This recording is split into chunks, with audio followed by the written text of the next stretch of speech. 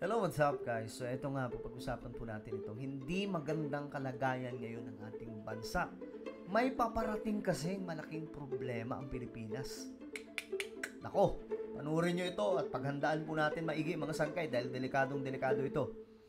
Anyway, bago tayo magsimula, pakisubscribe po muna yung ating YouTube channel. Tayo po ay 1.29 million subscribers na po dito sa YouTube. So alam mo na, kung hindi ka po nakakapag-subscribe, click the subscribe down below, click the bell, and click all. Sa mga nanonood naman po sa Facebook, i-follow nyo po yung ating Facebook page. Ay, nako, kailan ba matatapos yung mga problema, no? Talagang ganito talaga atang buhay. Eto nga po, may bagong update tayo mga sangkay tungkol po dito sa ating bansa. Ayon po sa report, La Nina phenomenon maaaring magsimula ngayong Setyembre hanggang Nobyembre. Ito po ay tansya lamang mga sangkay. Ano ba ang mayroon sa La Nina?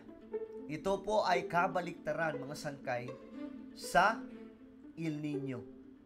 Yung El Nino mga sangkay ay nagdudulot po ng matinding init ng panahon, pagkatuyo, ano pa ba mga sangkay? Heat wave, wildfires, at marami pa pong iba na mula po sa init ng panahon. But this time, iba po ito mga sangkay. Itong La Nina, ito po ay hindi pangkaraniwang mga ulan. Okay? Na magdudulot po, posibleng magdulot ng sangkay ng mga malalakas na bagyo. Yan po yung nakakatakot dyan mga sangkay. So ito, alamin po natin. Base sa forecast ng pag-asa, ano ba yung inaasahang epekto sa oras na magsimula na yung La Nina phenomenon? Ibig sabihin mga sangkay, nakaraan, di ba? May mga bagyo na dumaan sa ating bansa. Wala pa pala yun. Hindi pa po yun La Nina. Wala pa mga sangkay. So ngayon, tila baga ito'y magsisimula pa lamang. Itong La Nina. Yung na-witness natin sa Carina, sa Bagyong Enteng, at marami pang mga low pressure area na dinaranas ang ating bansa, wala pa po ito sa La Nina. Pinapatikim pa lamang pala tayo mga sangkay. So how much more guys kapag may La Nina na? Samahan pa po nitong climate change. Kaya nga po mga sangkay, ang dapat natin gagawin, ipagdasal po ang ating bansa. Yun po yun. Kasi alam niyo, itong mga malalakas na bagyo, hindi po yan galing sa gobyerno. Hindi po yan galing sa gobyerno gaya po ng iniisip ng iba, ini-issue ng iba na parang gobyerno po ang sinisisi. No guys, hindi po. Ito po ay galing mismo sa climate change. Itong climate change po talaga itong pinaka-ugat ng lahat ng ito. Itong mga extreme weather events na nangyayari sa ating planeta. So ayan, tingnan po natin mga sangkay. Aga sa oras nga na magsimula itong La Nina phenomenon ayon sa pag-asa sa kanilang mga datos, historically, kapag ganitong La Nina, mas maraming nararanasan na super typhoon sa Yan ang bad news mga sangkay. Kapag mayroong La Nina, mas maraming nararanasang super typhoon. Hindi lamang po ito basta bagyo, kundi mga malalaking bagyo ito, mga sangkay, na tatama sa isang lugar dahil po sa La Nina. Mga higanting bagyo, super typhoon. Kaya ngayon pa lang mga sangkay, pagandaan na po natin yan. Yung mga nasa liblib na lugar, tingnan nyo na yung inyong paligid. Hindi ba kayo delikado dyan? Hindi ba manilikado ang inyong pamilya, mga sangkay, just in case na mag-umpisa na ang hagupit itong La Nina? Kasi mga sangkay, importante ito na tayong lahat ay makapaghanda. Huling quarter ng taon o tuwing September, October, November at December.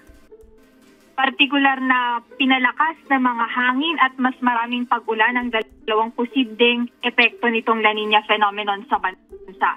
Dahil paliwanag ng pag-asa, kapag may active na weather system na umiiral, maaari itong rain-bearing tropical cyclone. So ibig sabihin, hindi man malakas yung hangin ay maaari namang malakas o marami yung pag-ulan. Dagdag ng State Weather Bureau, pwede rin namang super typhoon ito na magdadala ng malalakas na pag-ulan sa bansa. Kita niyo mga sangkay yung nangyayari ngayon sa Amerika, di ba? Nito lamang na ibalita natin mga sangkay na mayroon pong banta doon sa US na nag-declare po sila ng state of emergency dahil sa papasok po mga sangkay na isang hurricane. Ngayon dito sa Pilipinas, ginagawa po tayong kalsada nitong mga malalakas na bagyo. So very common mga sangkay actually sa atin ito noon, itong mga dumadaan na bagyo. What makes mga sangkay kung bakit hindi na po ito common ngayon sa panahon natin today, dahil po ang bagyo na dating common mga sangkay, malalakas na po. Unpredictable na po yung mga bagyo ngayon na dumadaan sa Pilipinas. Isipin nyo yung bagyong Karina.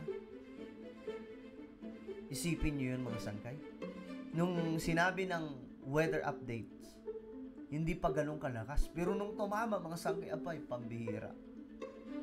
Nakita nyo kung paano binaha ang ating bansa. Diba? So ngayon, wala pa ang La Nina.